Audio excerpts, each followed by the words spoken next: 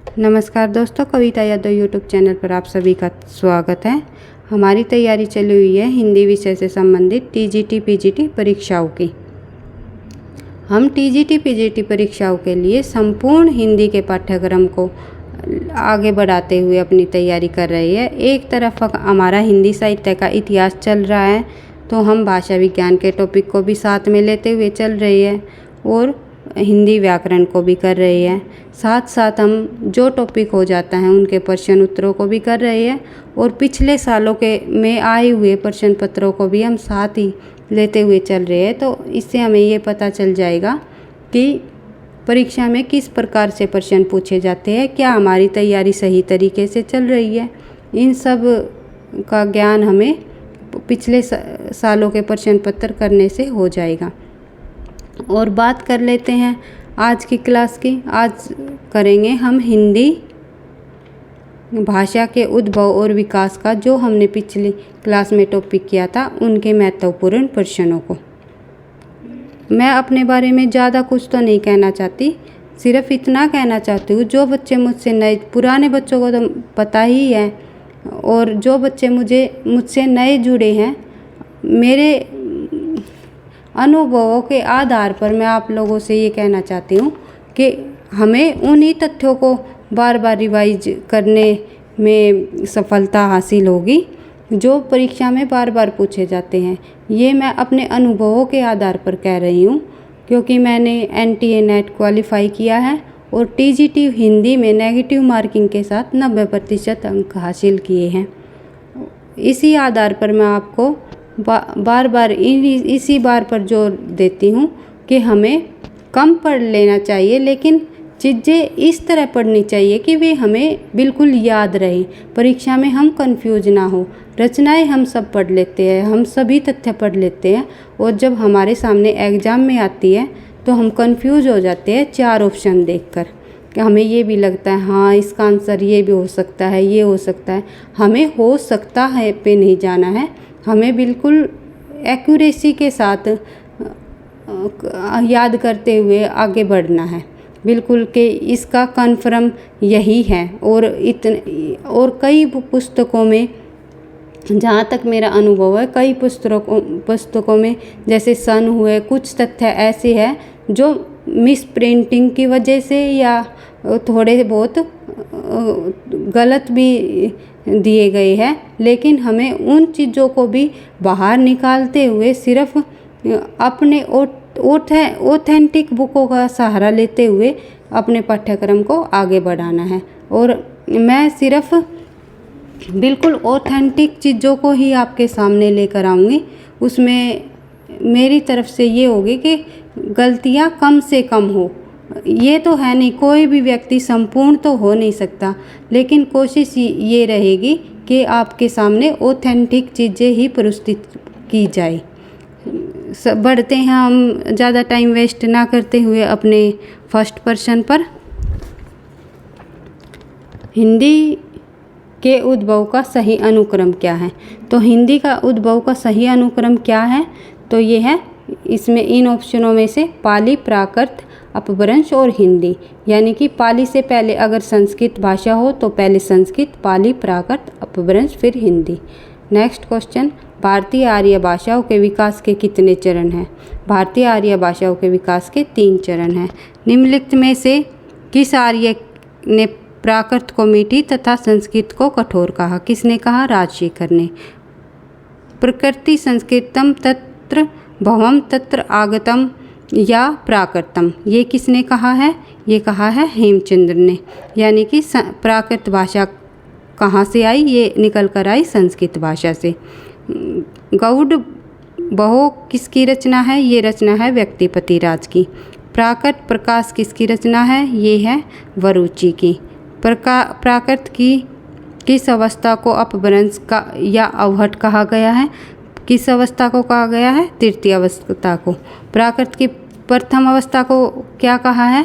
ये प्राकृत की प्रथम अवस्था पाली है, द्वितीय प्राकृत है और तृतीय कौन सी है? अवहट। ये मैंने पिछले क्लास में अच्छे से समझाते हुए करा दिया था। बढ़ते हैं नेक्स्ट क्वेश्चन पर। अपभ्रंश शब्द का सबसे पहले उल्लेख किसने किया? ये किया पतंजलि ने। मध्य आर्य भाषा का अंतिम रूप क्या है? ये है अपभ्रंश, क्योंकि प्राचीन आर्य भाषा हो जाएगी वैदिक संस्कृत, लौकिक संस्कृत, मध्य आर्य भाषा हो जाएगी पाली, प्राकृत, अपभ्रंश। अपभ्रंश उनका अंतिम रूप होगा।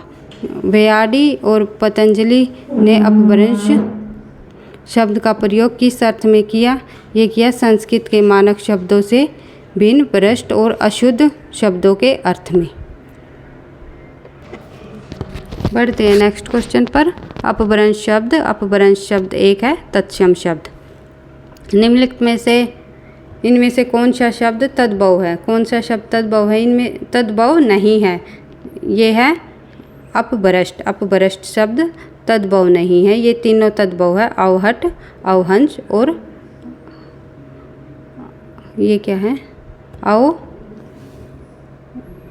अवभ्रंश। भाषा के अर्थ में अपभ्रंश शब्द का सर्वप्रथम प्रयोग मिलता है। ये कब मिलता है? ये 6वीं शताब्दी में मिलता है।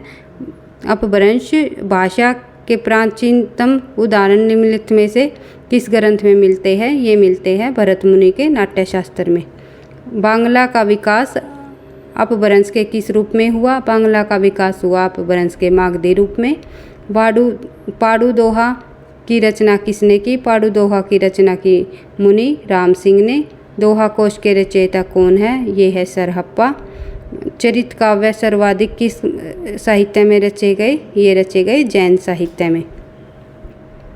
अशोक के समय की राजभाषा क्या थी? ये थी अशोक के समय राजभाषा थी पाली। अपभ्रंश की उत्तरकालीन अवस्था का नाम क्या है? अपभ्रंश की उत्तरकालीन अवस्था का नाम है अवहट, क्योंकि जो अपभ्रंश के बाद की जो अवस्था आई उसे अवहट कहा गया। पुरानी हिंदी नामकरण किसने दिया? अपभ्रंश भाषा को पुरानी हिंदी किसने नाम दिया? ये दिया चंद्रधर शर्मा गुलेरी ने। संदेश रासक किसकी रचना है? ये है अब्दुल रहमान की। अपभ्रंश के भाषिक और व्याकरणिक रूप का स्पष्ट और सुव्यवस्थित विवेचन किसने किया? ये हेमचंद्र ने किया। अपभ्रंश में कुल कितने स्वर है? अपभ्रंश में कुल 10 स्वर है। भाषा के पारिवारिक वर्गीकरण का आधार क्या है? भाषा के पारिवारिक वर्गीकरण का आधार इतिहास है। पुष्यदंत किस शताब्दी के कवि है? पुष्यदंत 10वीं शताब्दी के कवि है। पौंचर्यु किसकी रचना है? ये है स्वयंभू की, जो कि एक राम कथा पर आधारित है। पहाड़ी हिंदी अपभ्रंश का विकास अपभ्रंश के किस रूप में हुआ? पहाड़ी हिंदी अपभ्रंश का विकास अपभ्रंश के खश रूप में हुआ, क्योंकि मैंने बताया था ना जैसे 5 जो उपभाषाएं निकली, अपभ्रंश भाषा से उपभाषाएं निकली, फिर उनसे बोलियां निकली, जैसे अर्धमागधी, मागधी, ब्राह्मण, खश। अर्धमागधी से निकली पूर्वी अर्धमागधी से निकली अवधी, बघेली, छत्तीसगढ़ी। इस प्रकार मैंने भाषाओं का टॉपिक पिछली ही क्लास में कराया था। जिस भी बच्चे ने वे नहीं देखा है पिछली क्लास में जाके देख सकते हैं। प्राकृत सरवशव के अपभ्रंश में कितने वेदों का उल्लेख किया गया? प्राकृत सरवशव ग्रंथ का नाम है, इसमें किया गया 3 वेदों का उल्लेख। अपभ्रंश शब्द का विकास निम्नलिखित में से किस रूप में माना हुआ?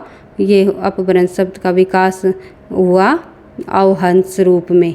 और अपभ्रष्ट शब्द का विकास किस रूप में हुआ? अपभ्रष्ट शब्द का विकास हुआ अवहट रूप में।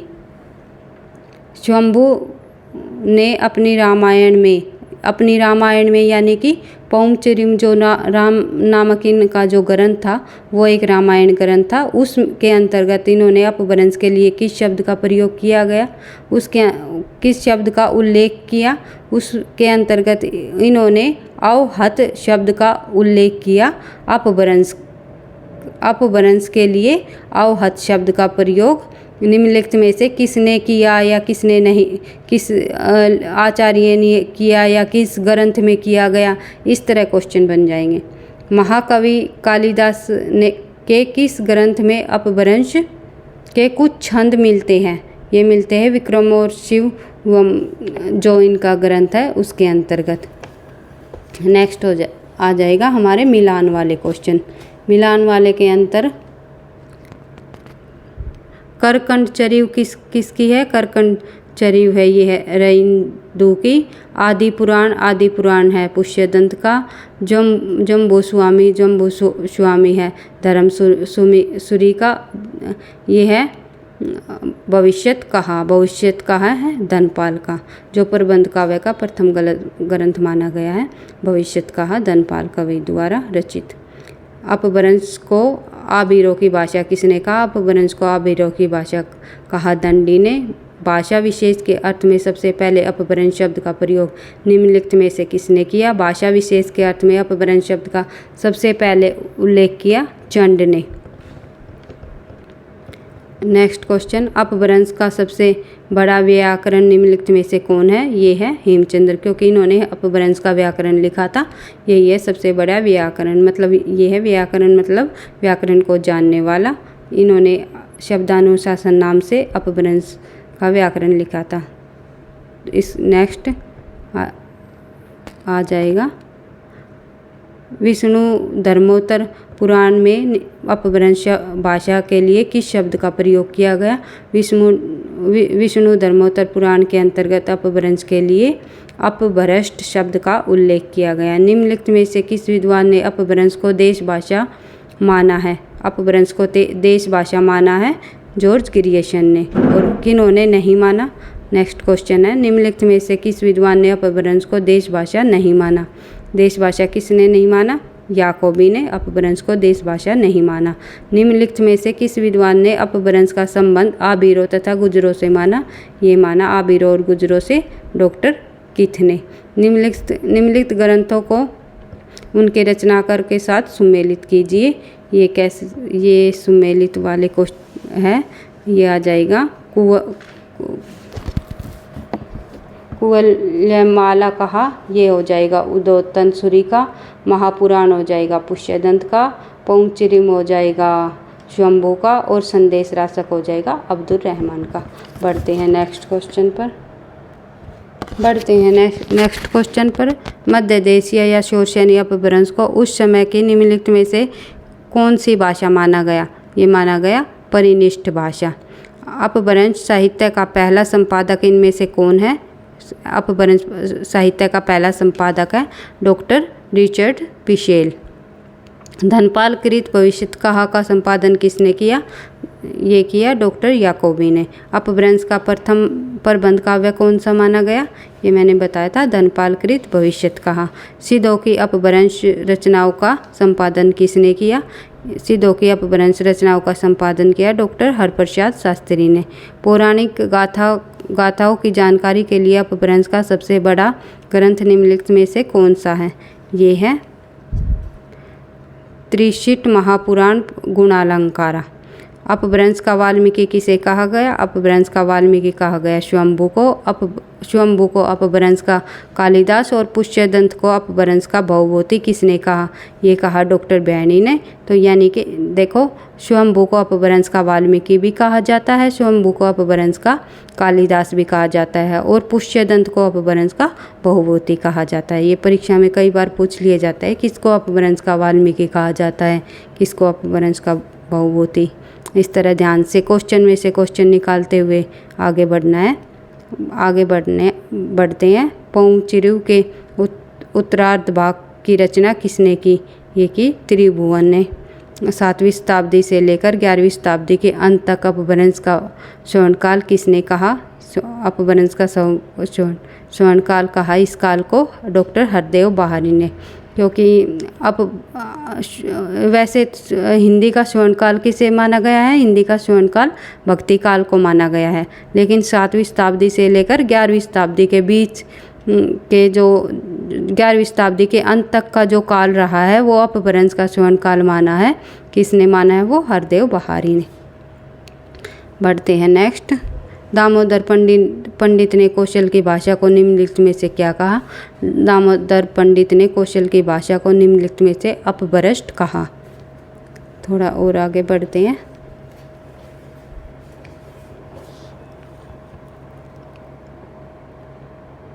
अपभ्रंश का सर्वाधिक विवादित पहलू निम्नलिखित में से क्या रहा, कौन सा है? यानी कि अपभ्रंश का सबसे विवादित पहलू रहा अपभ्रंश के भेद। अपभ्रंश में निम्नलिखित भेदों में से कौन सा भेद नमिषादु द्वारा नहीं किया गया? नमिषादु ने कौन सा भेद नहीं किया? ब्राह्मण ने किया। उन्होंने किए थे उपनागर, आबिर और ग्राम्य। मार्कंडेय द्वारा किया गया अपभ्रंश के भेदों में से किसका संबंध गुजरात से है? ये है नागर का। उपनागर कहाँ की बोली है? उपनागर है राजस्थान की बोली। सिंधली के आदि रूप को क्या कहते हैं? इसे कहते हैं एलू। मार्कंडेय ने निम्नलिखित में से सिंधु देशोद्भव किसे कहा गया? ये कहा गया बराहचड़ को। नमिषादु की उपनागर अपभ्रंश उस काल की निम्नलिखित में से कौन सी भाषा थी? ये थी परिनिष्ठ भाषा। प्राकृतानुशासन के लेखक कौन है? ये है पुरुषोत्तम देव। बढ़ते हैं आगे। अपभ्रंश में निम्नलिखित भेदों में से कौन सा भेद डॉक्टर तगारे ने नहीं माना? डॉक्टर तगारे ने नहीं माना। कौन सा भेद नहीं माना? पूर्वी, पश्चिमी, दक्षिणी उन्होंने माना था, उत्तरी नहीं माना। डॉक्टर याकोबी ने निम्न में से किस ग्रंथ की भूमिका अपभ्रंश के भेदों का उल्लेख किया गया? ये किया गया सनत कुमार चरियू में। अपभ्रंश के 4 भेदों में पूर्वी, पश्चिमी, उत्तरी और दक्षिणी का उल्लेख निम्नलिखित में से किसने किया? चारों भेदों का उल्लेख किसने किया था?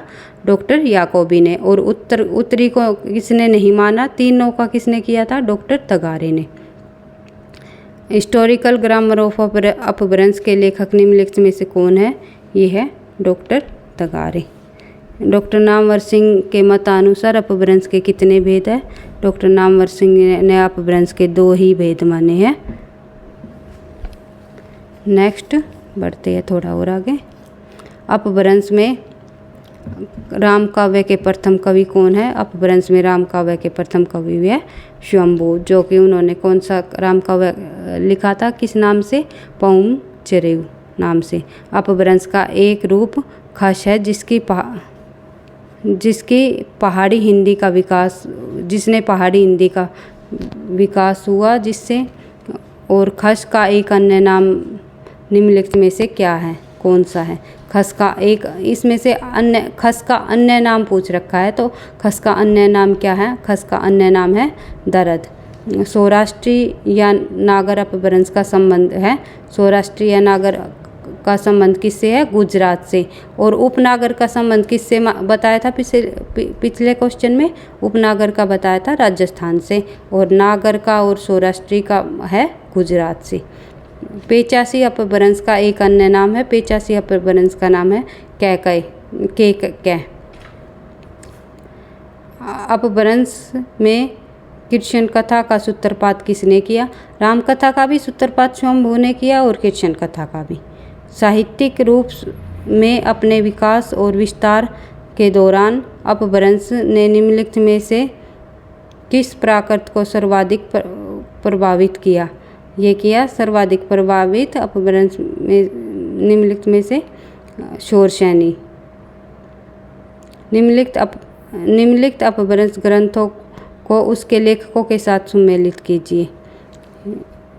ये हो जाएगा वर्ण रत्नाकर ज्योतिश्वर ठाकुर की और कीर्तिलता विद्यापति की। अपभ्रंश काव्यत्री हो जाएगा लालचंद्र गांधी की। और सिद्ध हेम शब्दानुशासन हो जाएगा ये हेमचंद्र का। ये अपभ्रंश भाषा का एक व्याकरण ग्रंथ है। बिहारी, बांग्ला, असमिया और उड़िया भाषाओं का विकास किस अपभ्रंश के रूप में हुआ? ये हुआ मागधी अपभ्रंश के रूप में। अर्धमागधी अपभ्रंश निम्नलिखित में से किस रूप का विकास हुआ? अर्धमागधी अपभ्रंश से हिंदी के पूर्वी हिंदी का विकास हुआ। पश्चिमी हिंदी, पंजाबी और गुजराती का विकास अपभ्रंश के किस रूप में हुआ? ये हुआ शौरसेनी अपभ्रंश के रूप में। बढ़ते हैं थोड़ा और आगे। ब्राह्मण अपभ्रंश में निम्नलिखित में से किस भाषा का विकास हुआ। प्रचंड अपभ्रंश से निम्नलिखित में से सिंधी भाषा का विकास हुआ। असमिया भाषा का विकास अपभ्रंश के किस रूप में हुआ? असमिया भाषा का विकास मागधी के रूप में हुआ। और सौराष्ट्री या नागर अपभ्रंश वस्तुतः क्या है? ये है शोरसेनी अपभ्रंश का पश्चिमी रूप। अपभ्रंश का बहुभूति किसे कहा गया? ये कहा गया पुष्यदंत को। सिद्ध कवियों की भाषाओं को शांध्य भाषा किसने कहा? ये कहा अर्धवज्र मुनिदत्त ने। और अर्धवज्र मुनिदत्त ने सिद्ध कवियों की भाषा को क्या कहा? शांध्य भाषा का नाम दिया। सिद्ध कवियों की भाषा का विकास अपभ्रंश के किस रूप में हुआ? ये हुआ अर्धमागधी रूप में। सिद्धों के प्रथम कवि कौन है? सिद्धों के प्रथम कवि बताया था सरहप्पा है। सरहप्पा को बांग्ला का प्रथम कवि किसने माना? सरहप्पा को बांग्ला का प्रथम कवि का माना डॉक्टर भट्टाचार्य ने। अपभ्रंश की विशेषताओं के निम्नलिखित में से कौन सा कथन असत्य है? ये है इनमें से हो जाएगा अपभ्रंश उकार बहुला नहीं है। अपभ्रंश उकार बहुला है, यानी इसमें ये हो जाएगा। देखो ए ई उ ए और हस्यो आ ई उ ए और ओ दीर्घ स्वर थे, ये तो थे ही अपभ्रंश के अंतर्गत, यानी कि अपभ्रंश उकार बहुला नहीं है। इसमें नहीं है लिख रखा है क्योंकि अपभ्रंश उकार बहुला है। आंसर यही हो जाएगा। इनमें से कौन सा असत्य कथन पूछ रखा है? री लिखा तो जाता था परंतु उसका उच्चारण री होता था। मैंने बताया था ना जब अपभ्रंश की विशेषताएं बताई थी, उसके अंतर्गत री को किस प्रकार से उच्चारण किया जाता था? री उच्चारण किया जाता था। री को छोड़कर सभी स्वरों का अनुनासिक रूप प्रयोग में आ गया। ठीक है, बस नेक्स्ट क्वेश्चन करेंगे हम अगले पार्ट में। अभी के लिए इतना ही काफ़ी है। वीडियो अधिक लंबी हो जाएगी। पढ़ते रहना, आगे बढ़ते रहना, खुश रहना। Best of luck. और चैनल पर पहली बार हो तो चैनल को सब्सक्राइब कर लेना, नए हो तो चैनल को सब्सक्राइब करके बेल आइकन को दबा लेना ताकि नोटिफिकेशन टाइम पर आता रहे। और दोस्तों के साथ शेयर करना। थैंक यू, धन्यवाद।